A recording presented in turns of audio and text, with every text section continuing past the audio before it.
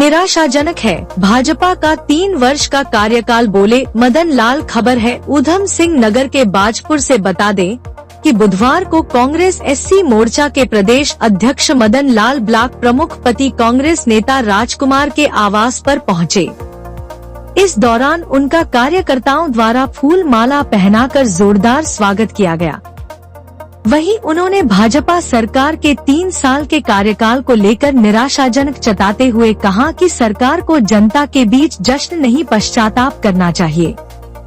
आपको बता दें कि उन्होंने प्रेस वार्ता के दौरान भाजपा सरकार पर तंज कसते हुए कहा कि प्रदेश को मणिपुर बनाने की साजिश हो रही है, लेकिन हमारा उत्तराखंड कौमी एकता का गुलदस्ता है। कहा कि भाजपा आज पूरे प्रदेश में 3 साल का जश्न मना रही है। पूरी सरकारी मशीनरी को जबरदस्ती जश्न के कार्यक्रमों में लगाया गया है, लेकिन वास्तविकता इससे कोसों दूर है।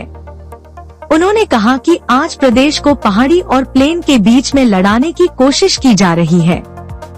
उन्होंने कहा कि क्षेत्र के 20 गांव की भूमि के मुद्दे को लेकर वह खुद नेता प्रतिपक्ष यशपाल आर्य और सीएम से मिलेंगे। जनता पार्टी को जश्न मनाना चाहिए था इस बात का कि उनके शासनकाल में महिलाओं पे अत्याचार बढ़े हैं, बेरोजगारी बढ़ी है और इस प्रदेश के अंदर आम जनमानस महंगाई के मार से त्रस्त हुआ है। इस बात का समर्थन भारतीय जनता पार्टी को। ये 3 साल पूरी तरह से फेलियर हैं इस डबल इंजन सरकार के। देखिए, आप जानते हैं कि कांग्रेस की परंपरा रही है, कांग्रेस का इतिहास रहा है कि वो गंगा जमुना तहजीब की बात करने वाले लोग हैं, हम सौहार्द की बात करने वाले लोग, न केवल इस प्रदेश के अंदर पूरे देश के अंदर भारतीय जनता पार्टी ने कभी हिंदू मुसलमान के नाम पे और इस प्रदेश के अंदर पहाड़ प्लेन के नाम पे विवाद पैदा करने का काम जो किया है, निश्चित रूप से ये उत्तराखंड की संस्कृति के लिए बड़ा गलत मैसेज है। कहीं ना कहीं इस प्रदेश को उस ज्वालामुखी में बैठाने का काम है जो मणिपुर में काम हो रहा है। हम इसका घोर शब्दों में निंदा करते हैं। ये हमारा प्रदेश जो है ये एक गुलदस्ता है, इसमें सब तरह के फूल हैं। हम उन फूलों को एक माला पहनावे काम करना चाहते हैं, लेकिन जो इस तरह की हवा देने काम कर रहे हैं वो बहुत गलत काम कर रहे हैं। निश्चित रूप से जैसे आपसे मेरी जानकारी मिली है, अभी ये लगभग 4-5 साल से न्यायालय में इसका विवाद चल रहा है सीलिंग को लेके, और माननीय नेता प्रतिपक्ष जो हमारे हैं यशपाल आर्य जी, इस विधानसभा के विधायक भी हैं, उनसे मैं आपकी इस पीड़ा को लेकर निश्चित रूप से अवगत कराऊंगा।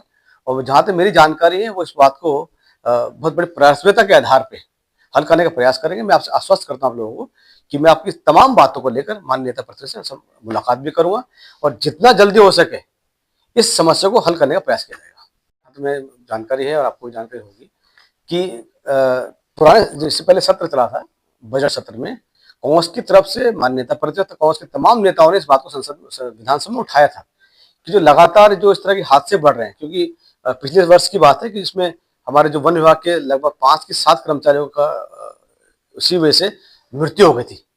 तो उनके जो तमाम चीजों को लेकर, जो सुरक्षा कारणों को लेकर कांग्रेस ने बड़ी ताकत के साथ सिद्धांत बात को उठाया था संसद के अंदर, विधानसभा के अंदर, कि जो सुरक्षा कारण है, जो जंगल जमीनों पे जो निगरानी होती है, कहीं ना कहीं इस बात का अभाव है कि कहीं ना कहीं हमारे जो सोर्सेज हैं, हमारे जो साधन है, उसका जो सरकार ढंग से जो चीजें देनी चाहिए थी वो हमारे कब्जा देने में नाकाम है, क्योंकि कहीं ना कहीं करप्शन करना चाहती है, भ्रष्टाचार करना चाहती है।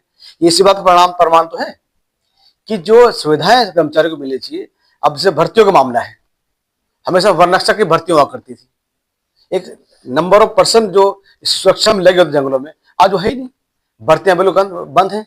आज प्रदेश के अंदर ये मान के चलिए जो सरकारी आंकड़ा है, कम से 50 से 60 हजार बैकलॉग की भर्तियां बंद है, बैकलॉग लगा है, नियुक्तियां नहीं हो पा रही है। तो उसमें कहीं ना कहीं इस तरह की भर्तियां भी शामिल है, बेरोजगारी बढ़ रही है। ये तो करप्शन है, भाजपा कर रही है, डबल इंजन सरकार यही कर रही है, करप्शन, भ्रष्टाचार, ये सब कर रही है।